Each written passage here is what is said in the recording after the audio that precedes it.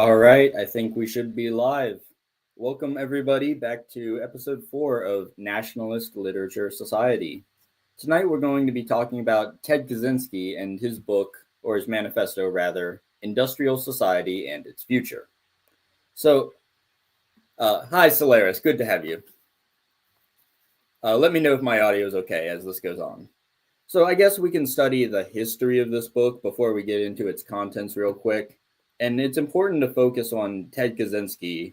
As you all will know, he was a mathematician. He had a record IQ of 167, which is absurdly high.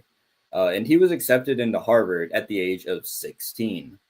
Now, when he was in Harvard, he was experimented on by a doctor named Dr. Henry Murray. And Dr. Henry Murray was connected with MK Ultra. So Ted Kaczynski was tortured, frankly, by this program.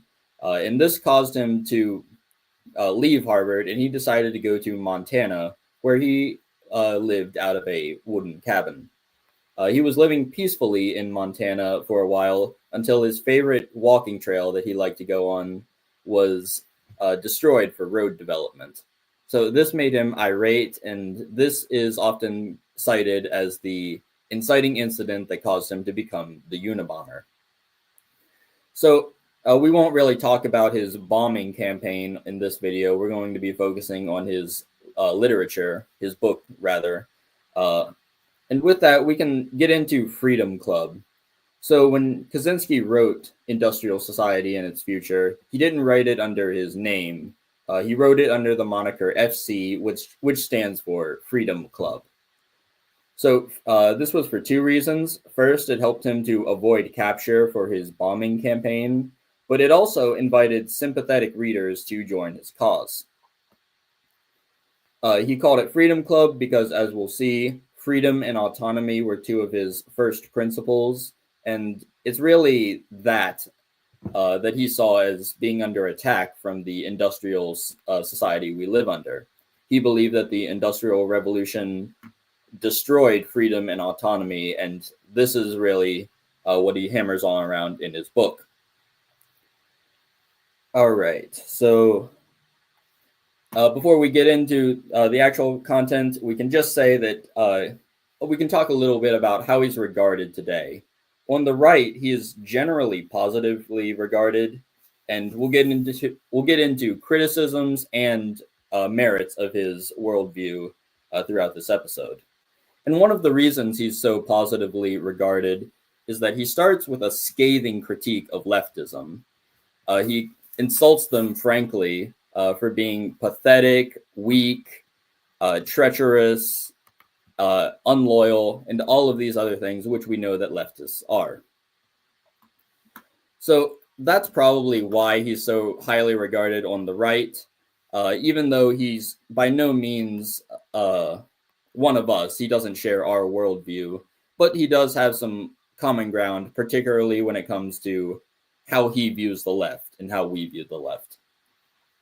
So with that said, we can get into Kaczynski's thesis. And it's important to understand that throughout Industrial Society and Its Future, Kaczynski has really three prongs to his thesis that he explores throughout the book. The first of these prongs is that industrialism and technology have had disastrous consequences and created disastrous levels of suffering and greatly have limited freedom. The second prong is that the industrial technocratic system cannot be reformed in any way that ensures freedom, and therefore his third prong is that revolution is necessary to protect freedom and rectify the problems of modernity. So from that jumping off point, let's explore the first element of Kaczynski's thesis. So the first element, as I said, was that industrialism has caused disastrous levels of human suffering and have greatly limited freedom. He believed that the Industrial Revolution has caused humans to live in ways that are incongruent with human nature. And some examples of this are how we live in densely populated cities now, as opposed to rural villages. The family unit has been destroyed. Most people are atomized, and they live in the concrete jungle rather than with their families. drug use is rampant, and people use drugs to try to self-medicate themselves and deal with psychological maladies that afflict them rather than a healthier means, whatever that means could be. And fourthly, he also observes that surveillance monitors every person's moves.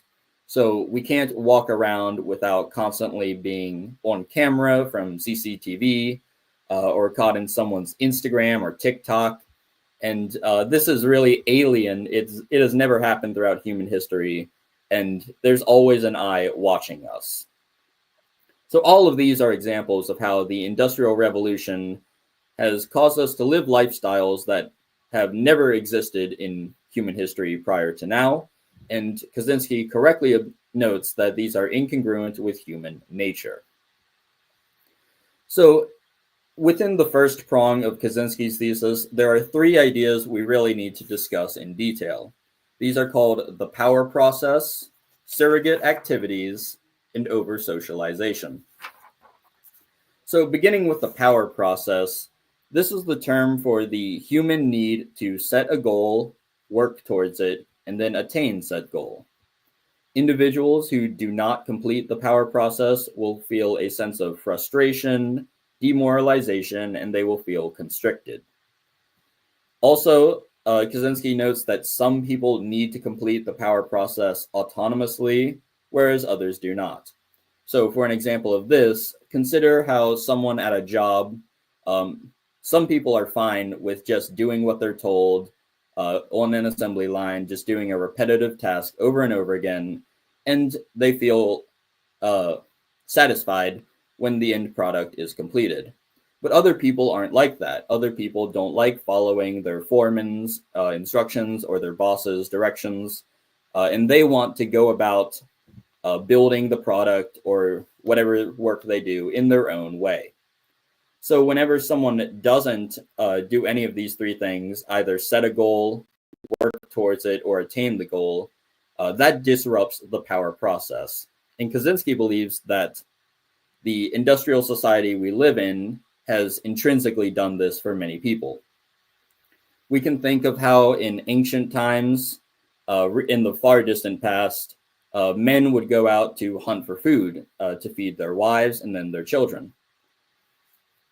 Today, though, there is no need to go hunting. You can just go and buy some poor quality food from Walmart. And Kaczynski notes that this disrupts the power process because men are not going out, they're not killing the animal, and they're not taking the meat from the beast to feed to their wife and children. So another aspect which we need to discuss is surrogate activities. Likely many of you have already heard of this term.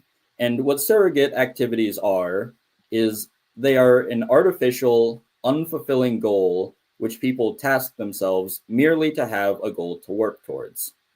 So for some examples of surrogate activities, we can talk about video games and collecting. Video games, they're pretty self-explanatory. You're just gaming. You're not accomplishing anything in the real world. It's just pixels on a screen and data in your computer. But people, they try to have a sense of fulfillment by collecting all the trophies for a video game, or by speed running it, or just sitting back and doing something mindless to pass the time. Surrogate activities can be fun for people. They might have fun while they're doing it, but they likely don't feel fulfilled from it. And if any of you have played video games, perhaps you understand this. Perhaps after you've beaten a game, or you realize you sat for 8 hours playing a game, and then you get up for the night and realize I've just sat there for 8 hours doing nothing. My life situation hasn't improved in any way. Well, that would be an example of being consumed by a surrogate activity. For another example, we can look at those leftists who like to collect funk pop figures. I'm sure you know what I'm talking about. It's just rampant consumerism. There are these plastic figurines which people like to collect just to obtain, just to put on a shelf. Many of the leftists who collect them have soy jack physiognomy. with the beard and the glasses. And they're not really doing anything. They're just amassing plastic. It doesn't help their lives in any way. It's purely an activity they task themselves merely to have a goal to work towards. And it's a surrogate for real activities that would complete the power process, such as hunting and killing a lion for its meats, or perhaps a bear would be a better example, or any of these other things that our ancestors did that we no longer need to do because of industrialization. So the third aspect, which I mentioned, was over-socialization. I've actually done a video specifically on this topic, but let's go into some detail for those of you who haven't seen that. So to begin with, socialization is the term for training children to think and act in a manner that society deems as acceptable. And this is not a bad thing. Children need to learn how to function in society, and they need to be instilled with proper morals. So when we go to kindergarten, we're being socialized. We can't hit people because they took our toy that we were playing with in kindergarten. We can't go around just doing all of the things that children might do that parents have to correct them for. We need to instill them with proper morals so they not only behave righteously, but also that they just behave in a manner that will help them function in society. So socialization is good, but the problem emerges when people become over-socialized. And this is when people are so socialized that they can't think for themselves and that they feel constricted by society's moral code. They can't question the moral code of society, and doing so will make them feel intense guilt. And, well, let's look at an example of this. We can look at leftists and anti-whiteism in schools. So leftists who are over-socialized will imbibe the anti-white poison that these schools teach kids nowadays. They will take to heart their teachers who say that white people are evil and all of this other bad stuff. And then they'll go around policing people. Any expression of white culture, European cultures, the leftists will feel a need to demonize that. And they won't even question that that's wrong because they've been so over-socialized. Now, needless to say, if society's morals are wrong-headed from the start, like ours are, then that just compounds the problem. It's good if you're socializing people to good morals, but if you're teaching them stuff like kids of European descent shouldn't be proud of their ancestry, well, that's a major problem. And importantly to note is that Kaczynski believed that technology has only exacerbated this. There are a few ways it has done so. Teachers use technology now to teach the kids, and there's a variety of other ways. So those are the three ideas, just to go over them again: the power process, surrogate activities, and over-socialization. Now, the second prong of Kaczynski's thesis is that the industrial technocratic system cannot be reformed in a way that ensures freedom. So Kaczynski spends several chapters in the middle of his manifesto outlining why he believes it is the case that the system cannot be reformed. So if I just pull up this slide I have here, we can look at the first reason. So in industrial society and its future, Kaczynski has 5 heuristics for analyzing historical trends. We'll go through these in order, and then we'll see why Kaczynski relates them back to technology. So 1, if a small change is made that affects a long-term historical trend, then the effect of that change will almost always be transitory. The trend will soon revert to its original state. If a small change in the long-term trend appears to be permanent, it is only because the change acts in the direction in which the trend is already moving.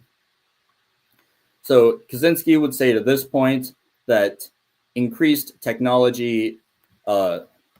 reliance on technology is the direction that history is going, and so that would be a long-term trend. And whenever anything is contrary to this, He would say that it's only transitory and that it'll soon revert back to its original state. Now, the second heuristic he identifies is that if a change is made that is sufficiently large enough to alter a long-term trend, then it will alter the society as a whole.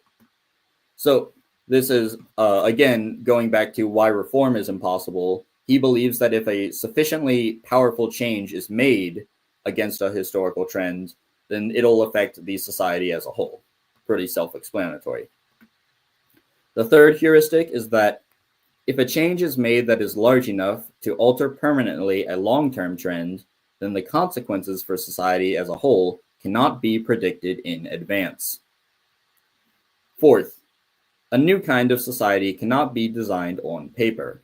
That is, you cannot plan out a new form of society in advance, then set it up and expect it to function as it was designed to. This one is more debatable.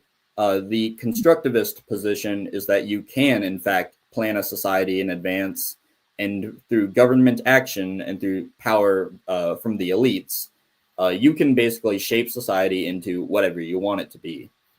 I think that of all the heuristics listed here, number 4 is probably the weakest. I think there are many historical examples to the contrary. We can look at after World War II, how many Western countries were socially engineered into things that the people socially engineering them exactly predicted that they would be. And number 5, people do not consciously and rationally choose the form of their society. Societies develop through processes of social evolution that are not under rational human control. Again, the point I just made regarding point 4 still stands, but there is something to say about social evolution. You may not be able to totally control the direction society goes in, but you can steer it in the direction you want, whether that's for good or for ill. So those are the 5 heuristics. And because of these, Kaczynski believed that the industrial technocratic system could not be reformed, but he also gives some other reasons to buttress his case. Oh, L says in the chat, exactly, I wonder how much of American culture is fake and state-made or even state-modeled. Well, I think that a great deal of American culture is fake and constructed. I think it goes back at least to the 60s, probably much longer, even back to 1865 rather than 1965 after the Civil War. I think the people in charge had a great deal in saying which direction the country was going in. Right after the Civil War, that would have been the radical Republicans, people like Thaddeus Stevens, Lionel Trumbull, I believe was his name. And I think they steered the society in a direction that was not organic, not authentic, that it wouldn't have otherwise gone in had they not been in power and had the war not gone their way. So returning now to Kaczynski, some of these other reasons include that Kaczynski believed all of society was structured upon the Industrial Revolution. That is to say, you cannot separate one piece of society from another. For an example of this, everyone may want to reduce environmental pollution, the degradation of the environment, but no one wants to give up modern medicine. And both of these things are caused, or at least have a role in industrial society. It's industrialism that allowed for modern medicine, but it's also industrialism that has caused a lot of pollution. And Kaczynski's point is that you can't pick and choose what you want about industrialism. You can't have the good without the bad. And if you're going to implement meaningful change, it must be all or nothing. And I should say, as I'm reading all of this from his book, these are not my opinions. I'm just stating what Kaczynski says. I'm leaving it up to you to decide the merits of these arguments, and I'll also give some of my own criticisms towards the end of the episode.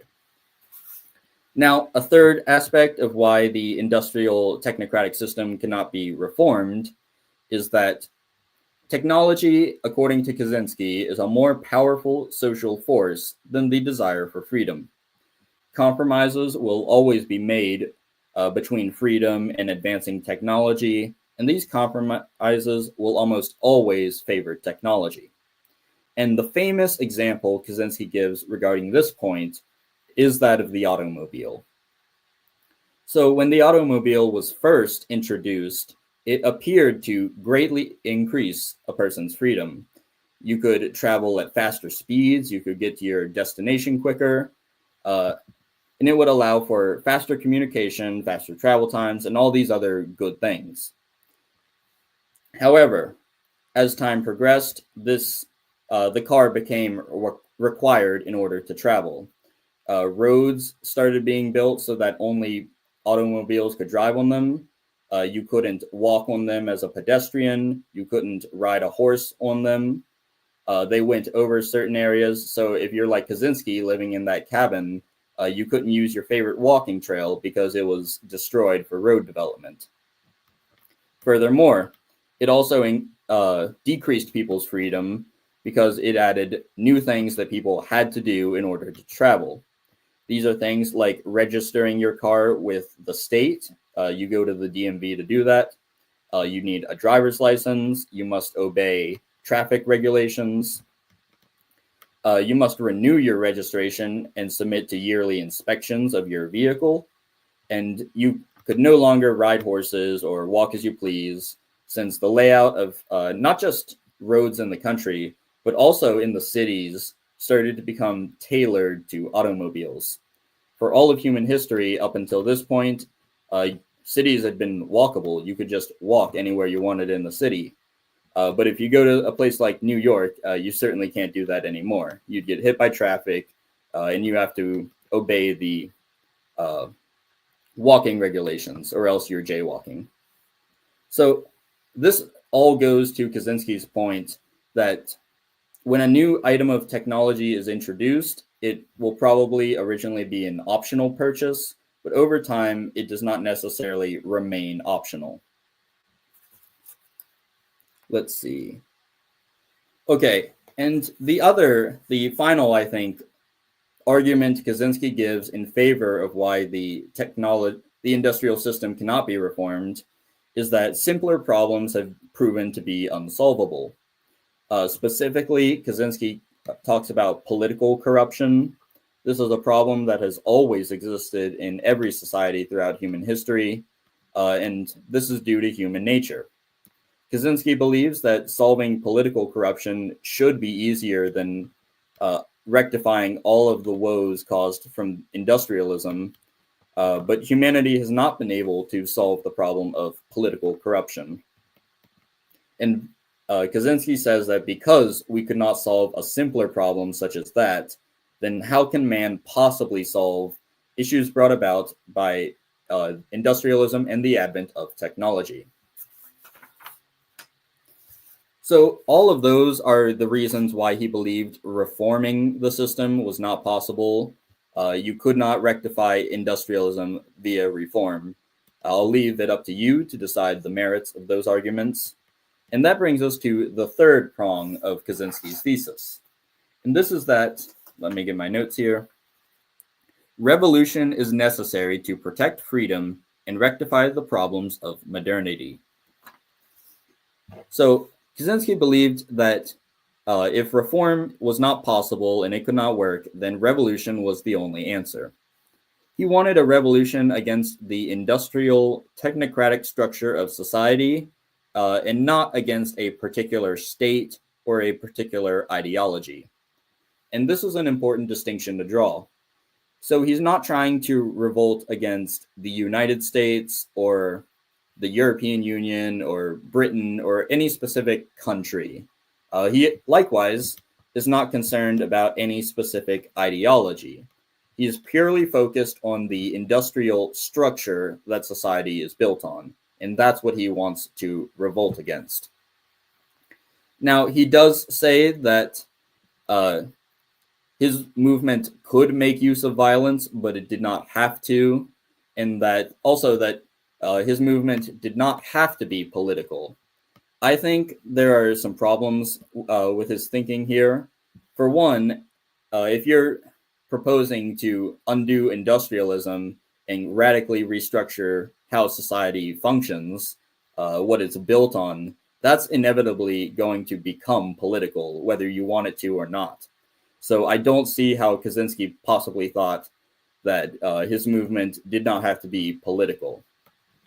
And likewise, if this was your goal, if you were hell-bent on undoing industrialism and like a Luddite, then you would inevitably have to make use of violence to accomplish this. YouTube, I'm not advocating violence. I'm just saying for Kaczynski, if this was your plan, it would inevitably come to this. So it was kind of naive to think that these two things wouldn't eventually cross paths with his movement. So towards the end of industrial society and its future, he outlines the win condition for his movement, which is solely dependent on destroying the industrial structure of society. So this is important to mention because Kaczynski did not have any plans for what would come after industrialism. He explicitly says this. He's not in the business of designing a new ideology or anything to guide humanity once it supposedly gets rid of industrialism. His sole objective is to destroy industrialism and let society go whichever direction it socially evolves in. This kind of goes back to his heuristic where he says you can't plan and structure a society in advance. So the two tasks of Freedom Club, which he explicitly talks about towards the end of the book, is in order to undermine industrialism and destroy it, he says that Freedom Club, as he calls people sympathetic to his movement, is that they needed to promote social stress and instability in industrial societies. That's the first point. And they also need to propagate an ideology that opposes technology. And he says that Freedom Club should propagate this ideology on two levels. The first being an intellectual level for higher, smart people. This is all about giving arguments and reasoning why industrialism is bad for humanity. And then the second is the emotional level. And these would be for the grunts of his movement that he wanted to create. It would be based on rhetoric and emotion rather than the logos. And these people would be the foot soldiers of his revolution. Oh, L says in the chat, I think a point in favor of TED is all past states of belief failed to prevent the current state of occurrences. This is why I favor Go Free and other books by Jason Kona. I should mention, L, I'm not a fan of Jason Cohen, as I call him. He is very unwilling to address a certain topic, and it's fine if you don't want to talk about that topic, but he deliberately counter-signals people who do. He calls people like myself the aides of the white race for talking about that certain group. So I really don't like him. I think he thinks that his approach is the only possible way to rectify any of this. And there's a slew of other things wrong with his worldview that I may eventually write a Substack article on. And if anyone's curious why I really don't like Jason Kona, you can DM me and I'll share more evidence. Now, returning back to industrial society and its future, Kaczynski says that the positive ideal that his movement should put forth is that of nature. This is because nature is antithetical to technology. It already has thousands of people who advocate for it, and it's generally just a positive thing. Who doesn't like walking in nature? Who doesn't like seeing beautiful autumn trees while you're going through a park? And who enjoys just seeing mountaintop removal and other things like that? Obviously, everyone loves nature, and that's why Kaczynski says it should be the cornerstone of the ideology that his movement professes. Now, again, he says that his movement needs an ideology, but also that his movement doesn't have to be political. I don't see how these two won't converge. This is just another flaw, I think, in Kaczynski's reasoning. If you have an ideology, it's inevitably going to cross the political realm at some point, especially when you're talking about nature, because there are people who want to destroy mountains, mountaintop removal. There are people who want to pave over nature for road development. Not to sound like a leftist, but there are corporations that do that. And so it's inevitably going to become political. So I think that might have been an oversight on Kaczynski's part. So those are the three prongs of Kaczynski's thesis. Just to go over them one more time. Industrialism has caused disastrous levels of suffering for humanity and has greatly limited freedom. 2. The industrial system cannot be reformed in any way that ensures freedom. And 3. Revolution is necessary to protect freedom and rectify the problems of modernity. At the end of the book, Kaczynski does specifically talk about leftists again. It's kind of poetic. He starts his book off in the very first few chapters by railing against them, talking about how awful leftists are. And he also ends the book with a warning, saying that people who share his worldview can't trust leftists. They betray everyone they work with. He uses historical examples such as the French Revolution, the Russian Revolution, the communists in the Spanish Civil War, and they all explain why the leftists will just eat their own kind and betray each other to gain more power. And Kaczynski thought that if his movement decided to tolerate the left, then it would fail. They would be outmaneuvered by the left and they wouldn't achieve what they want. So it's really easy to agree with Kaczynski, and frankly, he's right about the leftists. They are all of these awful things that we know that they are. But just because Kaczynski is right about diagnosing the left and calling them over-socialized, that doesn't mean he gets everything right. So delving into an authentically right-wing critique of Kaczynski, there are many points we can make, but I'll just outline a few to start with. So Kaczynski's first principles are that of freedom and autonomy, and I think freedom is the first principle of a liberal, a philosophical liberal. Now, if you're really on the right, your first principle is order, it's duty, it's loyalty to your folk. It's not necessarily freedom and autonomy. And I think if you accept those two things as philosophical priors, then you're setting yourself up to agree with many leftist and liberal presuppositions that as a right-wing man or woman, you shouldn't accept. I think that loyalty and doing your duty to your folk, to your ethnos, should be the first principle of anyone who's on the right, more so than freedom and autonomy. Now, another critique that we can talk about when it comes to Kaczynski is that he writes from a materialist perspective.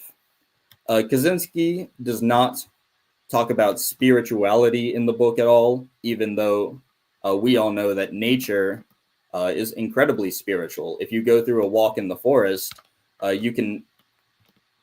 there's just a sensation you get admiring the beauty of the trees that the holy powers have created for us humans. And Kaczynski has nothing to say about spiritual matters. He doesn't explicitly rail against spirituality or religion. At least I don't think he does. It's been a while since I read the book. But he doesn't make religion a cornerstone of his philosophy either. And that's a flaw from an authentically right-wing perspective. As men and women of the right, we do believe in religion, whether that be Christianity or paganism, like I do. I practice asatru.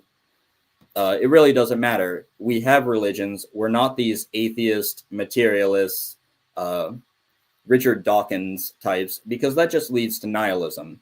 It just leads to feeling hopeless, feeling black-pilled, not having that will to power or that striving to be like the gods. And I think that's a major flaw for any worldview. And if you're authentically right-wing, materialism cannot be part of your worldview. You have to have some tradition, some spiritual or religious tradition, whatever that may be. Now, the third critique we can levy against Ted Kaczynski is probably the most powerful of all of these, and that's that he attributes too much of the blame for how things currently are on technology, and he does not attribute enough blame on subversive ideas and subversive actors. So in Kaczynski's writing, it really seems like he thinks technology is to blame for everything wrong in society. That may not, I don't think that's particularly true. Certainly technology is to blame for a lot of bad things, but it's not to blame, sorry, I can't speak tonight.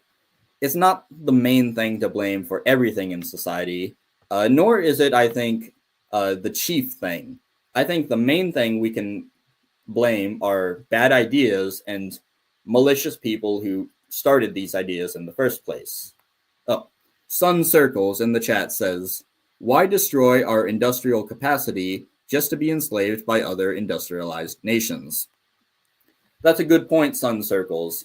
So if Kaczynski got his way and we did get rid of industrialism in the West, who's to say that an industrial power like China or like India wouldn't come into the West and just conquer us and make us submit to their ways of life? We're being ravaged by immigration right now, but that's coming from a certain group within the West who hate the West and who hate our folk, who hate the people who live here. But if we weren't industrialized and if we didn't have industrialized militaries, then it would be very easy for an imperialist power to just come in and make us all submit to their ways of life. Imagine if the Arab countries did this and made us all accept Islam. In the current world, you do need an army to keep people out, and you need to be willing to use that army. And if we weren't industrialized, it's very likely that that could happen. So that's a very good point to bring up against Kaczynski. So going back to what I was talking about, I think blaming people like Count Kalergi, who came up with the Kalergi plan, I think blaming people like Karl Marx, I think blaming people like Barbara Lerner Spectre and Susan Sontag, all of these things are, or all of these people rather, are more responsible for the way things are and all of the awfulness in our society than technology ever could be. I think these people have a racial animus against Europeans and the people of European descent, and they want to degrade society and defile it. That's why they own the pornography industries. That's why they do all of these bad things, because they specifically hate the people who live in the West, and they want to destroy any notion of tradition, any notion to a glorious past, and even a racial identity, an ethnic identity. They don't like the fact that people of European descent and Europeans have an identity, and they want to get rid of that through a variety of means, including race mixing. And I think we cannot overstate how these subversive ideas and subversive actors have destroyed society and created incomprehensible levels of human suffering. I think to blame it all on technology misattributes and misdiagnoses the problem, and we should refrain from doing that. And then the fourth critique we can levy against Ted Kaczynski, just because we're on YouTube, we don't condone violence. His solution is wrong-headed. If you just mail bombs to people, you're not going to accomplish anything, and it's illegal. So we do not condone violence, YouTube. L says in the chat, While State v. Bhagat Singh thinned in 1923, Caucasian does not equal white and American is white. I'm sorry, I'm having trouble reading the grammar of that. Forgive me. Was going on the Times magazine, had the man who wrote The Melting Pot on the front cover. Teddy Roosevelt was at the DC premiere and loved it. I'm not exactly sure what you're trying to point out, Elle. Feel free to clarify in the chat if you'd like. I'm not exactly sure what you're trying to get at. But if we purely look at how Kaczynski went about destroying industrialism, he certainly wasn't going to accomplish anything by mailing bombs to people. That doesn't produce change on a mass scale. As evidenced, we still live in an industrial society. And even if his brother had never caused him to be caught by law enforcement, it's very unlikely that Freedom Club would be this massive revolution taking place, just mailing bombs to people. So again, we're on YouTube. That violence is unethical, YouTube. I'm not advocating for any of this. I'm just saying what Kaczynski did and why it was not going to work. So those are all of the things I wanted to talk about for industrialist society and its future. Despite his shortcomings, I still think it's an important book to read, especially because he really does have a good psychological map of how the leftist mind works. And some people might not like psychology, and I get it. There are a lot of subversive ideas that come from psychology, but he's absolutely spot on when he maps the psychology of leftists. They are over-socialized. They do not engage in the power process. They fill their time with surrogate activities like collecting Funko Pops. And we should really refrain from those behaviors. But it's important to understand our enemies and understand why they are the way that they are. And I think over-socialization does that great. These people were not... I think a lot of this comes down to schooling. If these people had not been so indoctrinated with this vile ideologies that our schools promote, I don't think they would have all have turned out the way that they are. Propaganda is an excessively powerful tool, and I think Kaczynski is wrong. You can construct society in the way you want to. If you control the levers of power, the education system, the media, you can definitely shape society in whichever direction you want. So we can take away a lot of lessons from this book while disagreeing with Kaczynski's methods. And when he talks about how his movement should go about changing society and destroying industrialism, I think we can take away some lessons from that too. For us, our ideology should also have two levels, just like he recommends for Freedom Club. We should have a higher tier, more intellectual argument for people who do want to hear a reasoned critique of the system we live under. And we should also have that more emotional, just using rhetoric to get the masses riled up, because the grunts we will need grunts. Not everybody can be an intellectual. Not everybody has the capacity to do that. And so that's why you need those two levels. And when you have both the smartest people and the grugs of society working in tandem for your goal, it makes it a lot more likely to succeed than if you just had one or the other. So that's all I wanted to say on this book. It's really important to read it. I highly recommend reading it, even though I don't agree with everything he says, nor do I condone his methods. And I want to thank you all so much for listening, and we will see you all next time.